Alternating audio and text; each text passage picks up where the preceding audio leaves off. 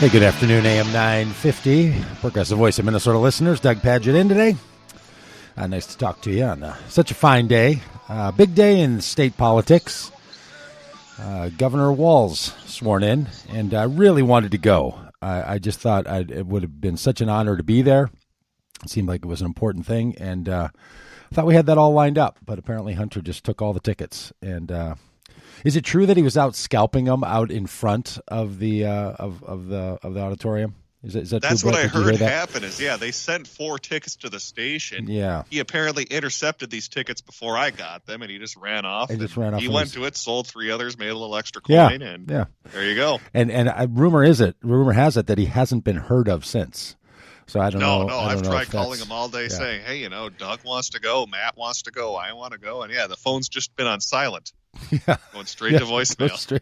Goes straight to voicemail. That old trick that, if you're trying to dodge somebody, you need to let the phone ring a few times and then send it. You can't, because if it goes right to voicemail, they know your phone's off. It's they know what you're up to. Well, that's a big deal. I've got some commentary on I wasn't able to be there, of course, because Hunter stole the tickets. But I was able to listen to at least part and read the text of Governor Walz's acceptance. Not really an acceptance speech. I guess it's his swearing-in speech. It's an interesting category of a speech. His first one. I'll tell you. I'll make more comment about this in the second segment here. But he sounded very eager. I haven't heard him give full presentations all that many times. I will admit, maybe that's just his style. Maybe that's what Governor Walz sounds like. But he was buzzing through that text with all the passion of a rookie. He's clearly excited to be governor, and so that's good.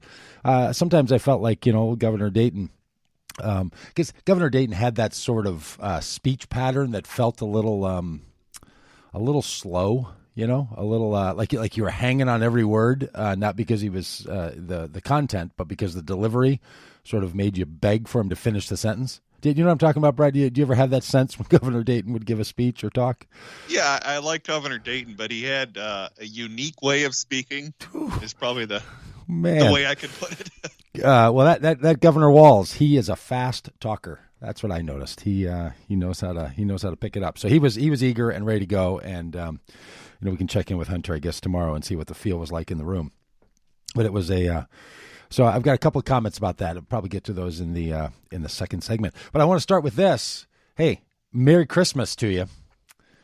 Merry Christmas today. It's January 7th, and you, of course, know that's Christmas for the Orthodox Christians around the world. I heard that on a news program a few nights ago, so you didn't catch me by surprise on that. Yeah, I didn't know until I heard that. Can be a little confusing for people, why they celebrate Christmas on January 7th, a good 2 weeks after Jesus' official birthday. And that's being the whole point. It's not. It's the different. What a lot of people don't know about religion, and you wouldn't know this unless you're kind of an insider. All religions, it's true of all of them, no matter which kind you pick, but especially of the Christian religion, it's really diverse. There's a lot of versions of it. There's many different expressions, not just in how people say things or what their church meetings are like, or if they allow certain people to be leaders or not. That's all certainly true. The beliefs are all over the place. There's a version of pretty much every kind of Christian expression you could imagine if once you get into the field. And there's one big categorical difference between what are often called the Roman churches and the Orthodox churches. And that Orthodox church includes, lots of them, but most famously the Russian Orthodox Church, the Greek Orthodox Church, the Ukrainian Orthodox Church. They have their own sort of patriarch in the way that Catholics have a pope. That's a big divide. So one side of the family of Christian religion involves all the Protestants, the Presbyterians, the Methodists, the Evangelicals, the Lutherans, all those kinds of people. And the Catholics, they're all together in one group. And then there's the Orthodox, this whole other set, mainly in Eastern Europe. But there's a number of Orthodox Christians in the United States. If people in the Twin Cities are familiar with B'day Maka Ska, formerly known as Lake Calhoun. Just on the east side of Lake of B'day Maka Ska, there is a round-domed church building. That's the Greek Orthodox Church in Minneapolis. So for those folks, today's Christmas. And so Vladimir Putin last night was over at a Russian Orthodox church on Christmas Eve, lighting a Christmas Eve candle. So I think this is why Donald Trump wasn't available to negotiate the shutdown and solving the shutdown problem, because it's a big holiday for him and his people. If he's going to be if you're going to be a Russian asset, you also got to pay attention to the high holidays in the religion of Russia. And to all the Russians in Minnesota, and there are a lot of Russians in Minnesota, and not all of them are Orthodox, certainly. But it's just a big day in a culture. It's a big day in their religion. And never has been such a big day for the President of the United States before. So congratulations to him. Because, he might not be my kind of Christian, but I think he's going to make sure he's going to do whatever he has to do to be Vladimir Putin's kind of Christian, that president of ours. That's my transition joke from the Greek Orthodox Christmas into the betrayer-in-chief, Donald Trump. Hey, on other big news before we get to Governor Walz, on the protester front, the appeals court in Minnesota overturned the conviction of a protester who was convicted after the Castile shooting and murder. You might remember that a whole number of people took to the streets and blocked the highway. And after blocking the highway, they got arrested. Some people did. And one person was charged in that arrest, Jeffrey Berger. He was one of 47 people who were charged, but he's the only one who was tried in court. So he didn't sign off and say anything else. He said, I'm going to go all the way to court for this thing. And the ACLU was supportive of his case, and the appeals court ruled that you can't charge one guy for a group's crime. This was the big argument. Now, some people are saying that the ruling didn't go that far, but this is a big deal. It's a big deal in our politics, and it's a big deal in the protester culture. And I will tell you, I haven't always understood protests. I haven't always understood protest cultures. I used to think they were sort of an off-message activity. I didn't understand why, if people wanted to talk about police brutality, why they were blocking a highway, right? That seemed confusing to me. It can seem confusing to a lot of people. I understand that confusion. I'm now on the other side of it. I'm an active protester myself. I've been arrested. I've gone to court for those for being arrested. I've done what Jeffrey Berger did, and tried to. I was found guilty, and the court did not see my way. But I was arrested in Philadelphia last spring, and that one did get thrown out. Now, this is a big deal because there's a way in which people are turning down. Are trying to turn down the volume on protesters by criminalizing the act of protesting. And what they did in this case by throwing so much penalty at people for blocking the highway, even though it was a protest, was they tried to act as if it was a harmful police disturbance. And it wasn't. So it's a good thing. I would be glad. We should have some protesters on sometime. Let's set that up right and really talk to the organizers and protesters so callers can call in and ask why they do it the way they do it. It's really inspiring once you get inside the narrative of protesters, which is why people do protests. The reason they do it is to try to capture your attention, to arrest your attention by being arrested. That's what they're trying to do. That's the whole reason. They're trying to use the legal system to raise awareness of the system's illegalities. That's what's going on in these kinds of protests when people get arrested. So congratulations to them on that. Thanks to the ACLU for all that good work. It really means a lot. Hey, Bernie in Northeast Minneapolis, you have a comment about Orthodox Christmas. Hi there. One of the main reasons, if not the reason, is that the Orthodox still follow the Julian calendar. Right. Therein lies one of, if not the main difference or reason why they are celebrating Christmas today, and we celebrated it on the 25th. Yeah, that's a great point, Barney. I should have brought that up. Yeah. Do you know much more about the Orthodox Church? Do you know anything of why they chose the Julian calendar back in, I think it was 1190 or 1193, as opposed to the Gregorian? Well, they stuck with it, whereas Western Church went with the current one. Yeah, there was a big update back in the late 1100s where there was a shift in the calendars from what's referred to as the Julian calendar to the Gregorian calendar. And the Orthodox tend to see themselves as a little bit more traditional. Sometimes in their theology, they're quite progressive. So if people are interested in a version of Christianity that would be progressive in its theology, the Orthodox Church is super interesting. In its practice, it can be really traditional.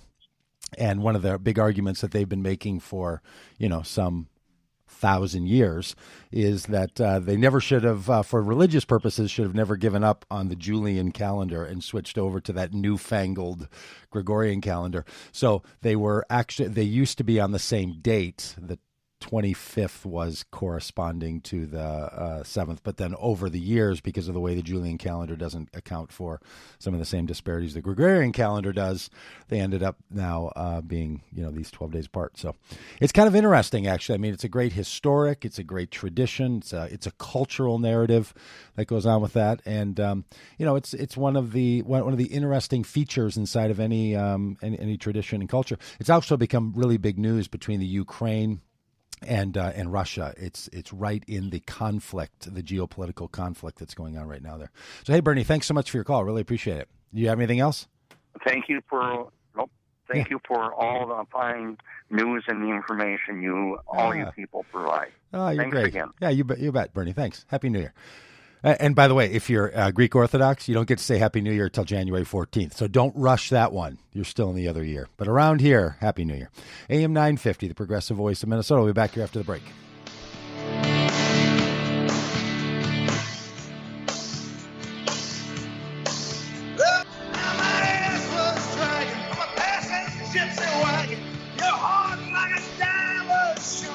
Hey, welcome back, AM950, progressive voice of Minnesota. It's one of my favorite bumper songs. It's a Bruce Springsteen song. And by the way, hey, Brett, are you into Bruce Springsteen yet, or have you watched the Netflix Springsteen on Broadway show? Oh, I have not seen that. No, that sounds good, though. 2.5 hours of glory. Him telling the stories. I saw it live. It's fantastic. If you're digging around on Facebook or on Netflix and you're thinking, I'm just looking for something to watch, but I also want it to change my life forever, Springsteen on Broadway. That beats that Bird Box movie or whatever else has been trending on Netflix. Man, did you watch that movie? Have you seen that? I have not, no. I did. I'm a huge, I do a Saturday podcast of the show too, so I talked about this already, so people listen to that, they'll know that I raved about how much I like Sandra Bullock. I mean, I could watch Sandra Bullock act, just act as herself walking through a parking lot, and I just think she's fantastic. She's a great actress. I got a total celebrity crush on her. I think she's fabulous. The movie, I think, was horrible, but I couldn't tell because I think so highly of Sandra Bullock. So I'm like, was this like the worst movie ever because Sandra Bullock just made me confused, her influence? Or was this actually a pretty good movie and I couldn't tell? But some people apparently are watching. I saw a little clip about this movie. It's called Bird Box. It's a bit of a sci-fi horror movie that Netflix put out, and for people that don't know. And I saw a highlight, or a headline rather, of it where the headline was, Bird Box is a terrible movie. Why does everyone love it? And there's a simple answer to that question. Sandra Bullock. That's why. But anyway, that's so if you get Bird Boxed, and you won't be by the Springsteen on Broadway. Hey, by the way, as long as we're talking media here, last Friday we talked about if Vice, the movie Vice, was a yes or a no, and Mark from Fridley said yes, and then I think you saw it and said, hey, you have to make your own decision if you think it's good enough, because I'd heard some people. I thought it was good, but not like Academy Award good. I mean, yeah, it's not. I mean, it's not A Star Is Born good. Yeah, but it's a solid movie though. I thought with Vice. I tell you, I loved it. I loved it so much. I was the only one laughing in the theater at some of the jokes. I don't know if it was just a non-expressive group or they didn't get it. I'm not sure, but there were some great lines. I thought it was whimsical. It's not a documentary. If you're looking for sort of, the RPG or the RBG kind of movie, or one that's, even Bohemian Rhapsody, where this is a way of telling the story using satire and truthfulness. It's more like the Trump administration, but not dangerous. It's sort of true-ish. But I loved it. I thought it was a great way to raise the issues and to tell the stories of all the way from the 1970s through the early 2000s because of Dick Cheney's legacy all the way back to specifically in the Nixon administration. It's just great. I think it's worth seeing. If you like this radio station, I think you'll like that movie. I can't imagine that you wouldn't. I agree. And what did you think of Sam Rockwell's portrayal of W? I loved it, the Dick Cheney that Christian Bale did. I don't know if I was sold, though, on the Sam Rockwell W. Some of it was pretty funny. What do you think? Well, yeah. I mean, I'm not a movie critic, but I'm very critical of movies. And I think all the other characters were not very believable. And I wonder if that wasn't a directorial decision.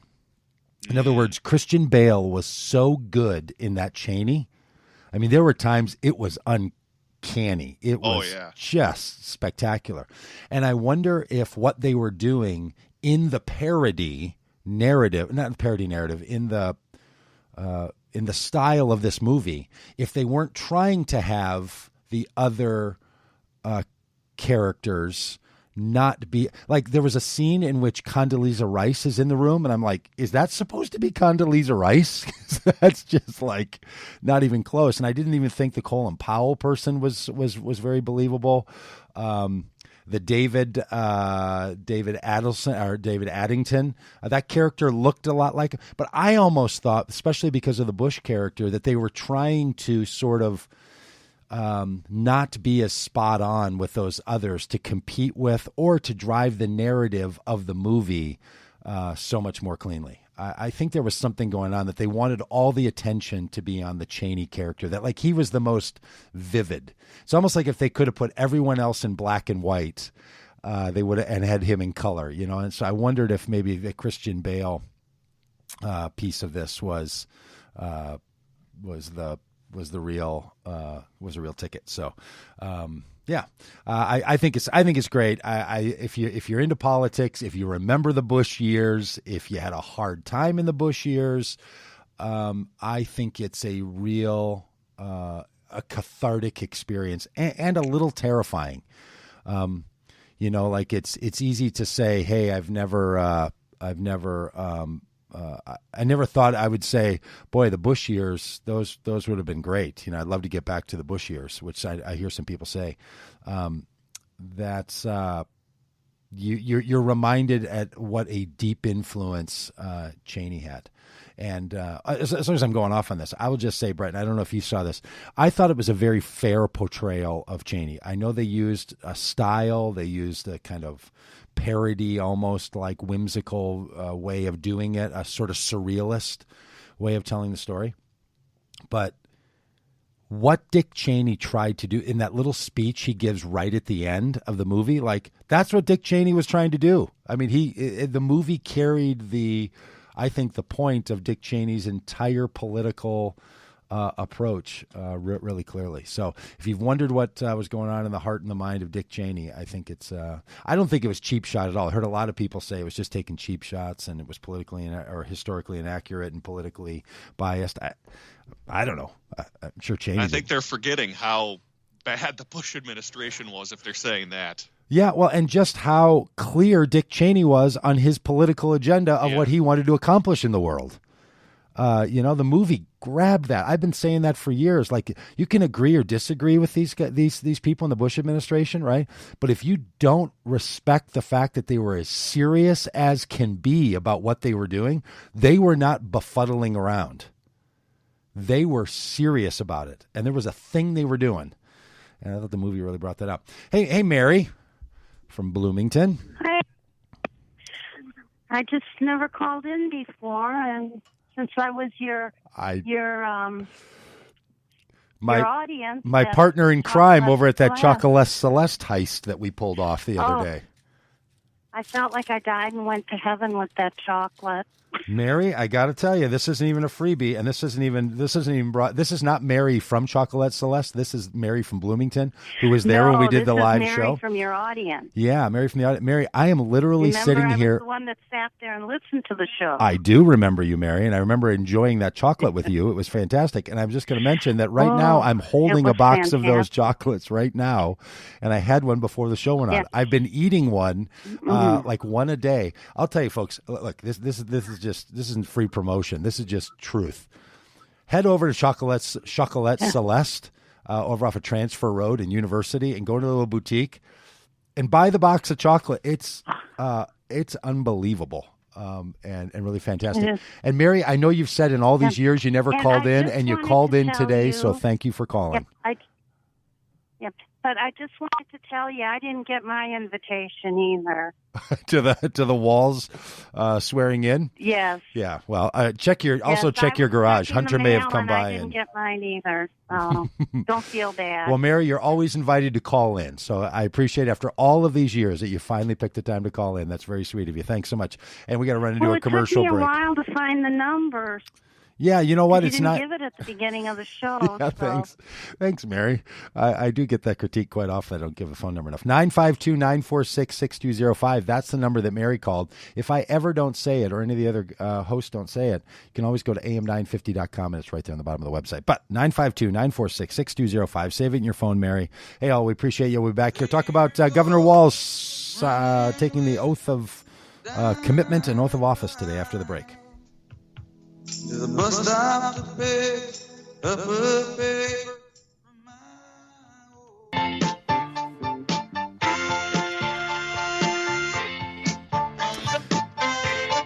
Hey, welcome back, AM950 listeners. I hope you pay attention to those commercials. That's where they tell you about Chocolate Celeste.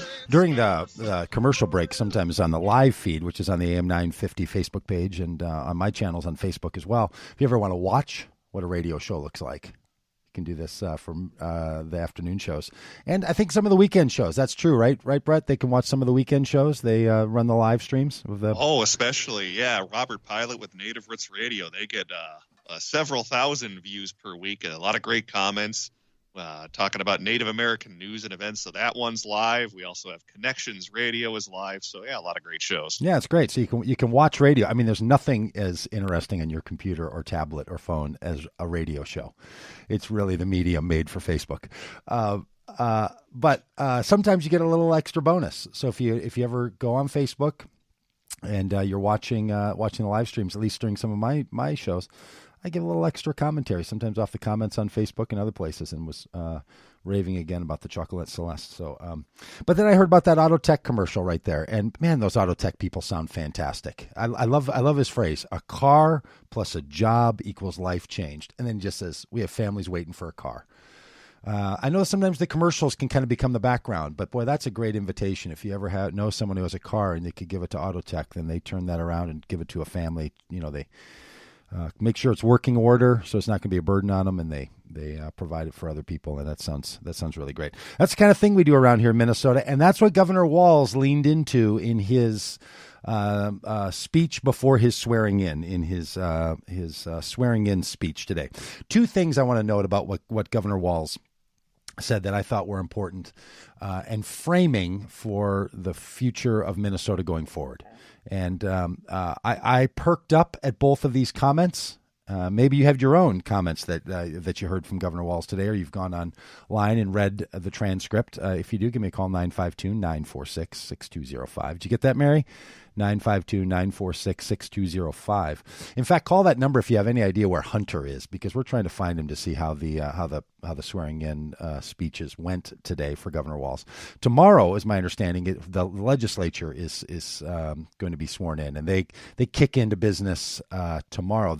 The legislative session runs tomorrow through whatever it is, May 15th or May 20th or something like that. So they get to work tomorrow. We're going to have newly elected Representative Heather Edelson on tomorrow to talk about what it's like to be a first-time House of Representative and what that's like. So we're gonna get her on day one, and we'll get her on the last day, and maybe some days in between. See how it went. But Governor Walz had his day today. They're having a big reception right now. That's probably why Brett. That's why we can't reach Hunter. We got to hunt the Hunter because he's at the. I bet he's over there partying it on at the reception. There's a big reception that kicked off today, 3 or 4 o'clock. Yeah, that's what's going on. That's why we can't. I think he's out there. And again, yeah, if he had given us our tickets, we'd be out there, maybe even doing a live show from the reception. Man.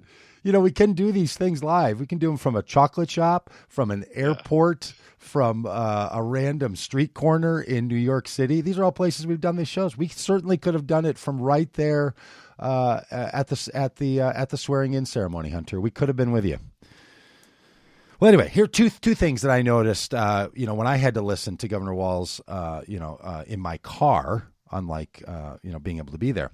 Two things that struck me, and the first one is this great quote. I'm going to read it right off of the script that they posted.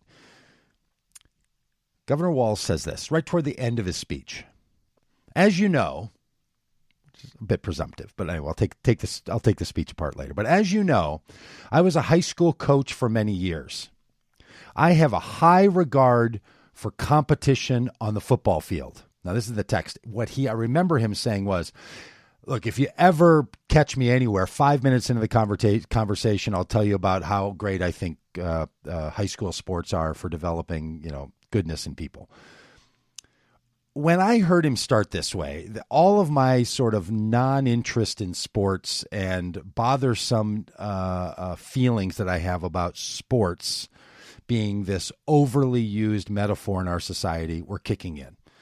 I got a real beef to pick with using sports as a way of teaching people quality ways of living. I don't believe I was a high school athlete. I was a college athlete. So were my children. I get it. I've been around that. It's not that I wasn't good at sports. That's why I don't think it's good for me. It's because I was good at sports and I do know what they teach people.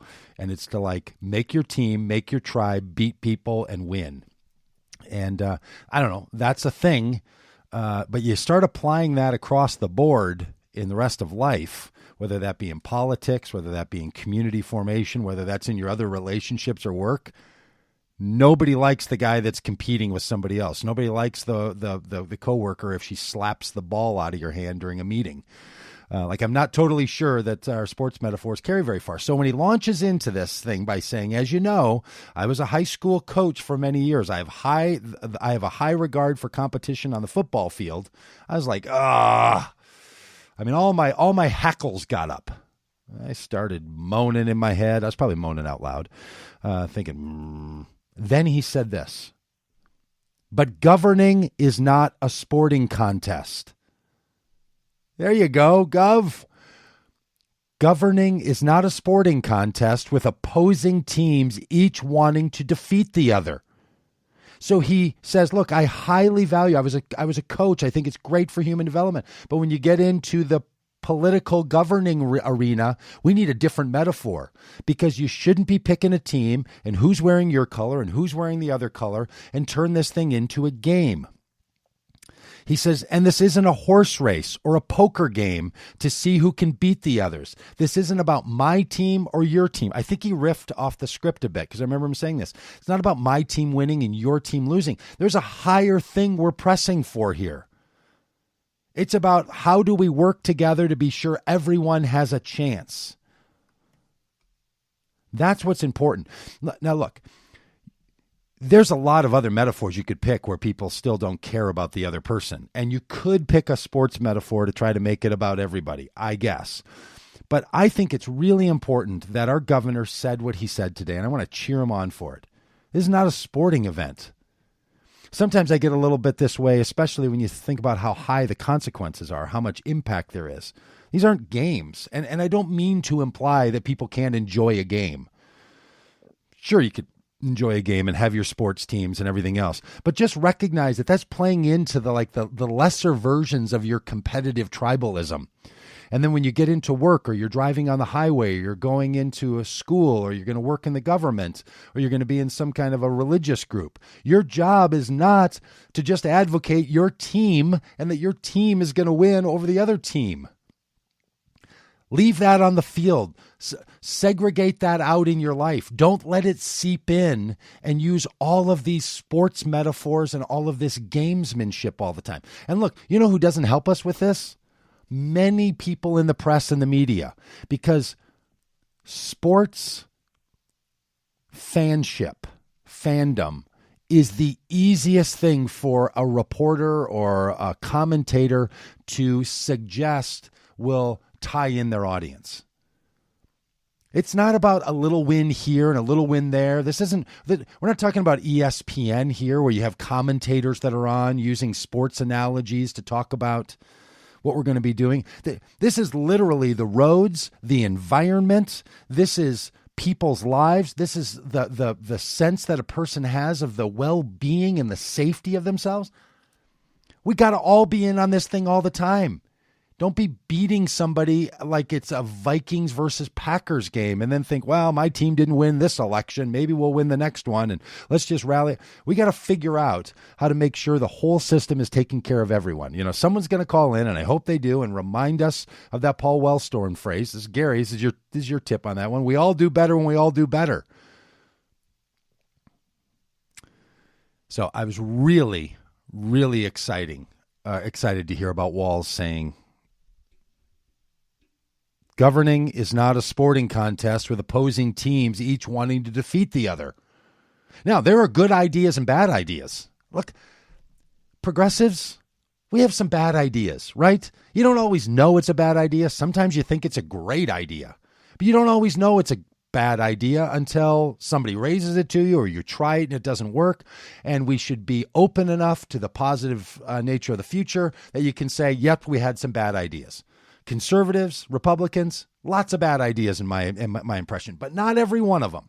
And I'm not a guy who says, look, the most important thing is that we become all bipartisan and everybody feels like they're included. No, there's good ideas and there's bad ideas. And when the perspective you hold has to say, you know what, I used to hold to that and I don't anymore because I've realized it's not a good idea, or I used to think something was a bad idea, and as it turns out, it's actually pretty good. It doesn't mean you're switching your overall philosophy of government or your philosophy of humanity or anything. You can just say everybody's going to have a good idea and everybody's got some bad ideas.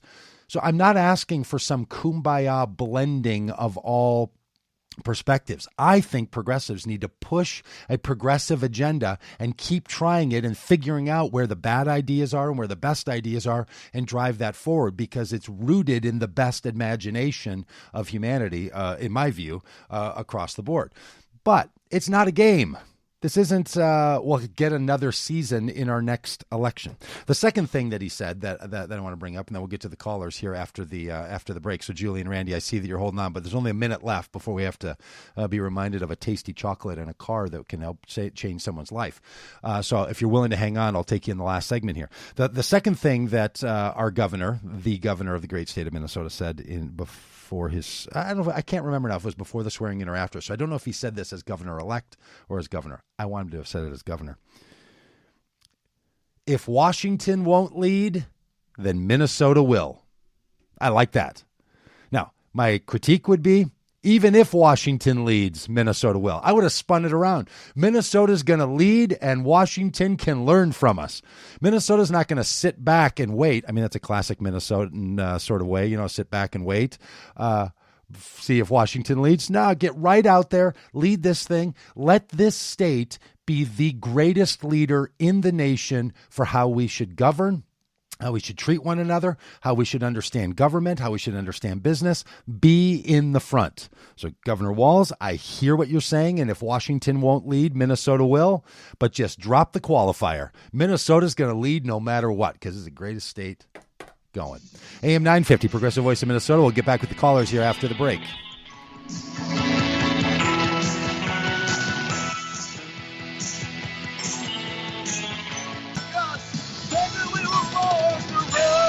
Hey, welcome back, AM950 listeners. It's 4:50. Dark and cloudy outside. Already, it's the evening drive home, the drive time show on a day like today. All right, hey, Julie, I saw that you were waiting, and maybe you can still call back. I would love to hear your thoughts. If you can call, I'll jump you right in. If you're able to call 952-946-6205. That's the number that Randy from Coon Rapids called. Hey, Randy. Hey, how you doing? All right. How are you doing, Randy? Okay. It's got a. Well, what's that? It's a big day. We have a new governor. We're going to have another run of Democratic leadership in the country. We've almost fixed things in the House. Almost going to fix things in the Senate. That's got to be feeling. You must feel a bit like the state of Minnesota, the way I feel about the country. I was going to say I wasn't excited about Dayton, and I'm not excited about Tim Walz and his one Minnesota, which I think is, just a catchphrase or a line, because he doesn't really care what's going on the other side. He's what's on his party, and he's already said that throughout, his whole campaign running. And wants to on the other side, taxes up down our throat. And on the other side, you mean people that would be Republicans or conservatives? Yep. Liberals, progressives. It'd be great. You know what you're talking about? It would be great if we weren't liberals and conservatives and progressives. I've got an answer for that. We were all one. And we'd have differences, but we were all one. And we had somebody in there that would kind of fight for everyone's different ideas and values, but I don't know that I ever see that happening. It's a good pipe dream, though. Yeah, well, I think it's a call. Look, there are some times I try to make the point. I'm sure you heard it, that look, there are some ideas that progressives like me that I have that are bad ideas. I don't know that yet, or I've been unwilling to recognize that they're bad ideas. So not every idea from each side is worthy of consideration, for sure. There are just some ideas that have really, really, really been tried and been shown to be bad ideas, and some that have been shown to be good ideas. And I got to tell you, I don't understand, and Randy, I'm sure you're a good guy, but I don't understand how somebody could argue for the same old Republican conservative storyline with all the years of having watched it fail. It's unbelievable to me. It's shocking to me that they would. Now, I'm not saying that there haven't been progressives and Democrats that haven't held on to some really bad ideas for a generation, right? Sure, they have, for sure. Yeah. But man, I mean, just means testing, just stress testing, just real life testing Republican, especially libertarian ideas. They've never worked once. They're bad in theory and they're worse in practice. So. Well, and I think the same way when it comes to the progressive or the liberal ideas. California is a good example. I mean, that state is horrifying. I don't know how anybody in that state can afford to even live there and pay the taxes they do. I mean, the ideas that the liberals have are just horrifying. You can't give everybody free stuff. And yes, you can. We got to feed everybody. We want to help everyone. Yeah. And that's great to help people. Yes, you can. You can literally give everyone food and health care and a place to live. Absolutely. Totally. Completely. Yes, you can. Now, that's not our conversation today, but we are going to... Somebody has to pay for it. Of course. Who's going to pay for that, though? Well, okay, I'm not going to jump into this right now, but we are going to jump into it soon. The amount of money that is spent at the state and federal level to make sure that only some people get services, the amount of money used to protect the system is enough money for everyone to have all the things. The reason we don't say everybody gets enough food, everybody gets health care, everybody has a place to live is not because there's not enough money. It is fundamentally because people say it's not fair. It is not an economic idea. Now, look, I get it that Republicans will tell you that there's an economic argument why you wouldn't do it. But once you push the real budget considerations forward, they will concede. But the reason I won't do it is because I don't think it's fair. And then they will shift to, and then there's not enough money. There's enough money. More than enough money. My argument, if you look back in all the history of humanity, everybody has to have some type of skin in the game. If you just give people stuff for free all the time, there's no incentive. Everybody has to have incentive. If healthcare is very important to you, you have to have some skin in the game. whether it's food in your mouth or health care or buying a new car or buying clothes or having a house, you have to have some skin in the game. Yes, you got to help out some of the people that can't help themselves, but there's a lot of people out there that are getting a lot of free stuff, and they can do for themselves, and you feel so much better as a person when you can do things for yourself and achieve things for yourself. Randy, I will tell you, that's well articulated. I really appreciate it. I used to believe it, but I will tell you, that's one of the ideas, the Republican, conservative, libertarian ideas, that has been proven to be false. People do not feel better because they have the proverbial skin in the game than they do when things are provided for them in a context of a nation and a community. It's just not true. Here's why I know that. There are people who live off the benefit of the government at a very high level and do everything they can to not pay taxes, right? People like you will make the argument, I don't want to pay taxes. I will do everything I can to drive down my taxes. If your theory was correct, that you would feel better about all the benefits you get of a military and a government and subsidies for farmers and all this, you would be saying, the more skin I have in the game, the better I feel about it. But funny enough, Republicans will say over and over, no, I want to make sure I don't pay any taxes, as if I want the benefits without the skin in the game. The truth of the matter is, people feel great when the system works. That's no matter what situation you're in, that's when you feel great. But Randy, I appreciate the call. I'm going to do a whole week on this here in February. So I'm going to ask you to call back. We'll put some good ideas together. We'll have a full-throated conversation and debate about this. But I want to jump to David in Shakopee. Hey, David. Hey, how you doing? I'm glad you said what you said. You actually took away some of my talking points, but I would like to throw this in for Randy. Minnesota, back when Romney and Obama were running against each other, they were talking about the givers and takers. There was a givers and takers map on the internet that I'm going to have to find a more modern version of it to get the modern numbers. But at the time, the state of Minnesota was paying, for every dollar we paid into the federal government, we were only getting 65 cents back from the federal government. Whereas states like Alabama and Mississippi, were, for every dollar they were putting in, was getting $2.50, $2.80 back. Now, these states are the states that say we don't want the federal government interfering in our state, and yet they're taking all the money from it. So Randy's right. There are people out there who are getting free stuff, and it's the states that are voting. I hate to say it, but it's the states that are voting Republican that are getting the most free stuff. Right. Look, if I met one Republican who would have said, I bought a lottery ticket, I won the lottery, and I don't want free stuff I didn't earn, I'm giving all the money back, you've got an argument. You take the lottery win, you take the something for nothing, you take $100 million for a $3 lottery purchase, you turn that down, then you'd be somebody who's acting with some integrity to say people are only benefited if they paid for it. It's never been true. It's not true. It's the great falsehood that drives so much of conservatism. AM950, Progressive Voice of Minnesota.